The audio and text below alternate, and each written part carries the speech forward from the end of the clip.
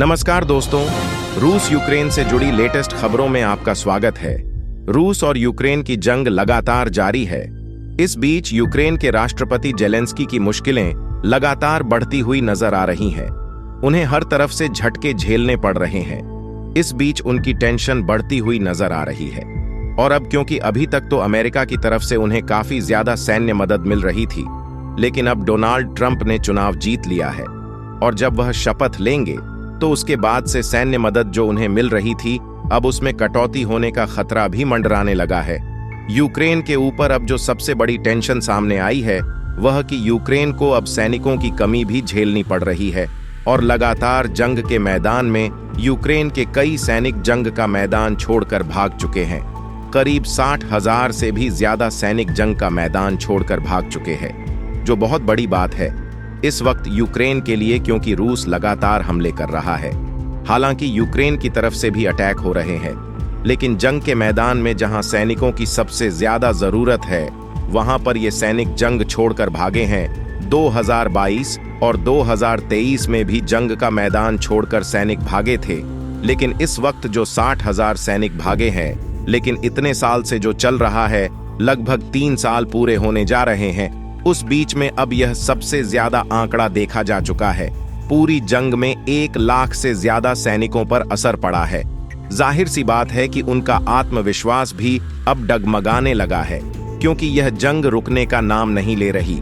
लेकिन इसके बावजूद कई सैनिक जंग छोड़कर भाग रहे हैं। कमी की वजह से यूक्रेन ने अप्रैल में सैनिकों की भर्ती की उम्र 27 साल से घटाकर 25 साल कर दिया था, क्योंकि जंग के मैदान में यूक्रेन को सैनिकों की कमी महसूस हो रही थी, इसलिए उम्र को घटाया गया था। लेकिन इसके बाद वॉशिंगटन ने यूक्रेन को एक सलाह दी। उन्होंने कहा कि यूक्रेन को जो उम्र उसने 25 की है उसको और ज्यादा घटा देना चाहिए, यानी कि 18 साल से भी कम की उम्र घटाने की सलाह यूक्रेन को दी थी, क्योंकि यह जंग लंबी छड़ती आ रही है। और कॉन्फिडेंस लेवल इस वक्त सैनिकों का भी काफी ज्यादा कम दिखता हुआ नजर आ रहा है। रूस को भी सैनिकों की कमी झेलनी पड़ रही थी, जहां पर रूस ने नॉर्थ कोरिया की तरफ से मदद मांगी थी, जिसमें नॉर्थ कोरिया ने अपने सैनिकों को रूस भेजा था। लेकिन दोनों देशों की टेंशन इस वक्त काफी ज्यादा बढ़ती हुई नजर आ रही है। लेकिन आगे बढ़ने से पहले दोस्तों, इस वीडियो को लाइक करके चैनल को सब्सक्राइब जरूर कर लीजिए, क्योंकि यह आपके लिए 1 सेकंड का काम है, पर इसे हमको बड़ा हौसला मिलता है। दरअसल रूस यूक्रेन पर परमाणु मिसाइल की तैयारी कर रहा है। यूक्रेन जंग का सबसे खतरनाक दौर शुरू हो चुका है। रूस ने 3rd वर्ल्ड वॉर शुरू करने का मन बना लिया है। दरअसल रूस के राष्ट्रपति व्लादिमीर पुतिन ने एक बार फिर देश की न्यूक्लियर फोर्स को अचानक युद्धाभ्यास शुरू करने का आदेश दिया है। यूक्रेन के साथ लगातार बढ़ते तनाव के बीच सर्दियों का सीजन शुरू होने के बाद रूस की ICBM फोर्स ने परमाणु मिसाइल यार्स के साथ अभ्यास शुरू भी कर दिया है। पुतिन के इस एक्शन से यूक्रेन से लेकर नाटो के 32 देशों में टेंशन शुरू हो गई है। यूक्रेन में युद्ध के बीच मॉस्को के इस परमाणु शक्ति के प्रदर्शन को पश्चिमी देशों के लिए चेतावनी के रूप में देखा जा रहा है।